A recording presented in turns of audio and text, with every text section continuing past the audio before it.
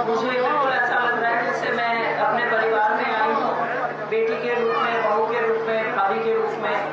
तो जितना प्यार और आदर आपने दिया है उसके लिए बहुत बहुत धन्यवाद। देखिए, राजनीतिक बात अगर हम करें तो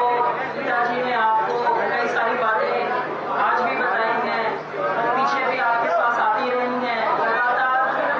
वो बातें होती रही हैं।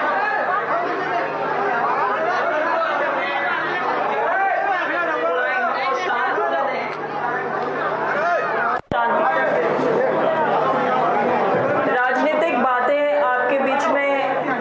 होती रही हैं, अगले कुछ दिनों में होती रहेंगी। मेरा प्रयास ये है कि मैं एक परिवार के सदस्य होने के नाते और एक जागरूक महिला, एक पढ़ी लिखी महिला, एक जिसको हम कहते हैं एक जागरूक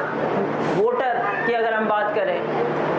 वो मानसिकता क्या होनी चाहिए, उस मानसिकता के रूप में आपसे एक या दो छोटी सी बात कहना चाहूँगी। देखिए,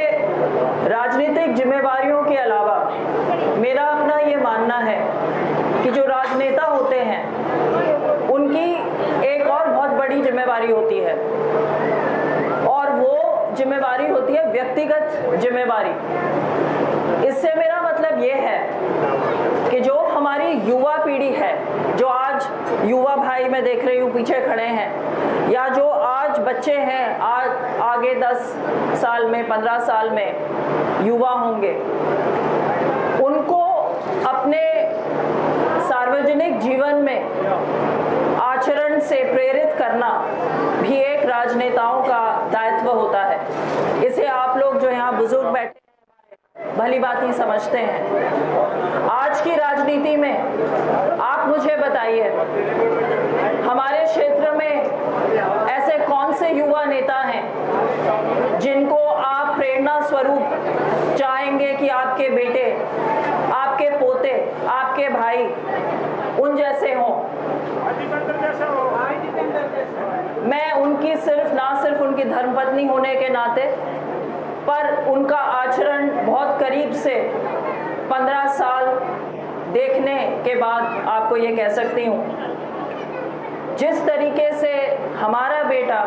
हमारा 7 साल का बेटा है केसरबीर, जिस तरीके से मैं चाहूँगी कि केसरबीर भी बड़ा होकर उन्हीं का आचरण, उनका, बड़े हुड्डा साहब का, अपने दादा का, मैं चाहती हूँ हमारे क्षेत्र का हर बच्चा जो यहाँ बैठा है, जितने भी नौजवान भाई पीछे खड़े हैं, उनका आचरण वही आचरण हो, वही सभ्यता हो, वही आदर सत्कार हो उनके मन में। और सबसे बड़ी बात, महिला होने के नाते मैं ये कहना चाहूँगी कि जो समाज अपनी महिलाओं का, चाहे वो हमारी बहनें, गीता जी ने पहले बताया जिस तरीके से हमारी खिलाड़ी बहनों के साथ में आपने देखा दीपेंद्र जी खड़े रहे, वो जो एक सम्मान अपनी बहनों का, अपनी माँओं का, अपनी बेटियों का, ये नौजवान पीढ़ी में होना चाहिए, जो एक आचरण होना चाहिए, वो आचरण मैं समझती हूँ कि आप प्रेरणा स्वरूप दीपेंद्र जी में देखते हैं, और आपका आगे भी समर्थन उन्हें देकर 25 मई को मैं फिर से ये कहूँगी, ओवर कॉन्फिडेंस जिसको हम कहते हैं अंग्रेजी में, कि भाई जीते पड़े हैं, हमें क्या ज़रूरत है, निकला पड़ा है, ऐसा नहीं होना है। आपने बहुत ही कर्तव्य अपना निभाते हुए और अपना हक जताते हुए 25 तारीख को अपने पूरे गांव, परिवार, सबको लेकर जाना है और अपना हक जताते हुए अपना वो नेता का चयन करना है जो अगले 5 साल याद रखना, 10 साल याद रखना, आने वाली पीढ़ियां याद रखना, इधर उधर की फालतू की बातें जो थोड़े दिन टीवी चैनलों पे चल के ख़त्म हो जाती हैं, उनके पीछे अपने भविष्य का नाश नहीं करना है। हमें उन नेताओं को लाना है जो हमारे बीच रहते हैं। गीता जी अभी मुझे रास्ते में पूरा ब्यौरा भी देती हुई आई हैं, सड़कें, स्कूल,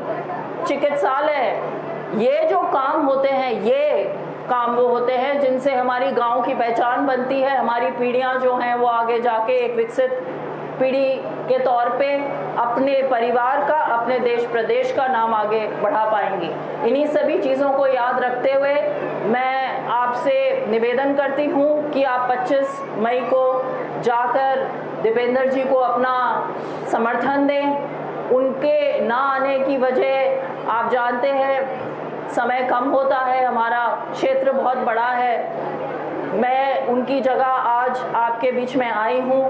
मैं आशा करती हूँ आप मेरे आने को, उनका आना स्वीकार के उन्हें अपना समर्थन देंगे और हम इसी तरीके से आगे भी आपका मान सम्मान करते रहेंगे और आपके प्रदेश का, अपने देश का, अपने गांव का, अपनी हर ढाणी का विकास करते रहेंगे। बहुत बहुत धन्यवाद फिर से।